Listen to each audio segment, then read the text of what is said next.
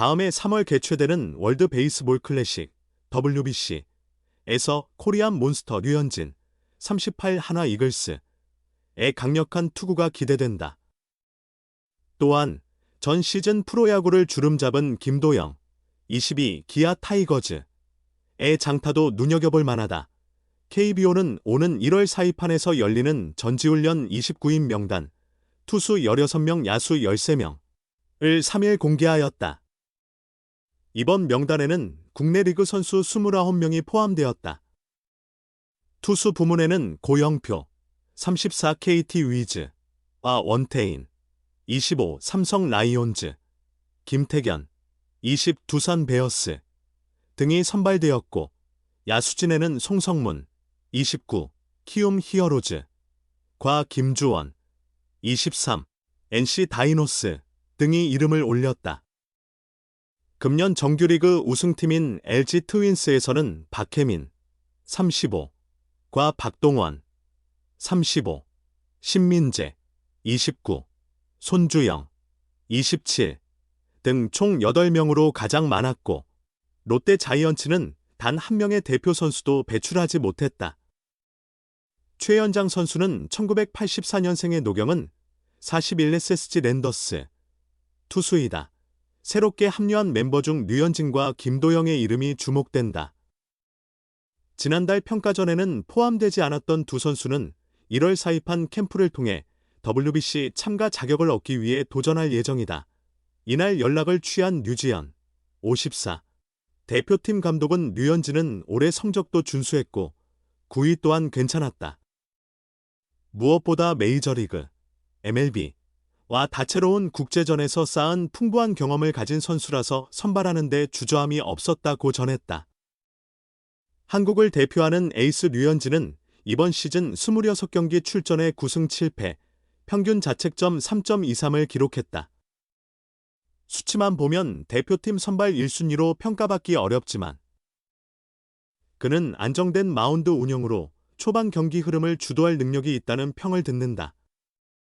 유일하게 참가한 2009년 WBC에서는 5경기 7이닝을 소화하며 1승 1홀드, 평균 자책점 2.57을 기록한 바 있다. 류 감독은 WBC에는 투구 제한이 적용되므로 경기마다 다수의 선발 투수가 필요하다며 젊은 선수만으로는 부담이 클 수 있다. 결국 경기 운영을 이끌 베테랑이 필요해 사입한 훈련에서 류현진의 상태를 살피기로 결정했다고 설명했다. 올해 햄스트링 부상에 고생한 김도영 또한 사입한으로 향한다. 작년 38홈런으로 기아의 통합 우승을 견인했지만 이번 시즌에는 30경기만 출전했다. 아직 재활 중이어서 지난달 평가전에는 불참했으나 완전히 회복된다면 즉시 주전 3루수로 기용될 가능성이 있다는 평가다. 류 감독은 건강한 김도영을 기대한다. 몸 상태가 좋다면 분명히 팀에 기여할 선수다. 1월까지 시간이 남았으니 다양한 가능성을 검토하며 최종 명단을 완성하겠다고 말했다. 한편 KBO는 이날 대회 조직위에 35인 비공개 예비 엔트리를 제출했다. 최종 명단은 내년 2월 3일까지 제출해야 한다. 양해를 구합니다. 하나 이글스 외국인 투수 라이언 와이스가 비밀을 굳게 지켰다. 포스트 시즌을 앞두고 류현진이 투수진 회의를 열었다. 구체적 내용은 알려지지 않았으나 구단 선수들은 입을 꼭 다문 채 단합을 강조했다. 류현진은 17일 대전 하나생명 몰파크에서 펼쳐지는 2025 K리그 플레이오프 삼성 라이온즈와의 1차전을 앞두고 이번 시리즈에 대한 각오를 밝혔다. 하나는 2018년 이후 7년 만에, 류현진 개인으로는 2007년 이후 18년 만에 맞는 K리그 포스트 시즌이다. 따라서 그 의미가 각별하다. 류현진은 3차전 선발로 나설 가능성이 높다. 그는 제가 투수인 관계로 투수들한테만 잠깐 이야기를 나눴다며 상세 내용은 비밀이라고 말을 조심스럽게 가렸다. 류현진의 한국리그 마지막 포스트 시즌은 2007년 플레이오프였고 메이저리그에서는 2020년 디비전 시리즈가 끝이었다. 오랜만에 큰 무대에 선 류현진은 기분이 좋다. 그냥 매우 즐거울 것 같고 두근거리기도 한다고 전했다. 준 플레이오프를 승리로 장식한 삼성에 대해서는 강력한 타선을 경계했다. 류현진은 삼성은 원래 타격이 뛰어난 팀이다. 하지만 우리도 투수진이 훌륭하다. 좋은 경기가 될 것이라 생각한다고 예상했다. 지금이나 예전이나 크게 다른 점은 없다고 말했다. 류현진은 다만 그때에 비해 지금은 조금 더 경험이 쌓였을 뿐이다. 야구 자체는 변함이 없다. 그 차이점만 있을 것 같다. 고 짧게 답했다. 와이스는 2차전 선발로 나선다. 기자들이 와이스에게 류현진이 어떤 이야기를 전했는지 묻자 그는 직접적인 답변을 피했다. 와이스는 류현진은 모두 아시다시피 경력이 많은 베테랑입니다. 미팅을 열고 한마디씩 했죠. 선수단 회의 내용은 선수들 사이의 일이기 때문에 공개하기는 어렵습니다. 이해해 주시기 바랍니다. 라고 사과를 전했다. 와이스는 흥분하지 않고 평소 리그처럼 침착함을 유지하겠다고 말했다. 와이스는 특별히 다른 준비를 한 것은 없습니다. 일상적인 루틴대로 준비해왔습니다. 한국에서의 첫 포스트 시즌이라 매우 기대가 큽니다. 삼성은 강팀입니다. 집중해서 임하겠습니다. 라고 승리를 다짐했다. 한편 17일 예정됐던 1차전은 비로 인해 연기되었다. 18일 오후 2시 같은 구장에서 열린다. 삼성은 가라비토를, 하나는 폰세를 선발 투수로 예고했다. 일본 국가대표와의 시범 경기를 마치고 귀국한 류지연 야구대표팀 감독. 사진.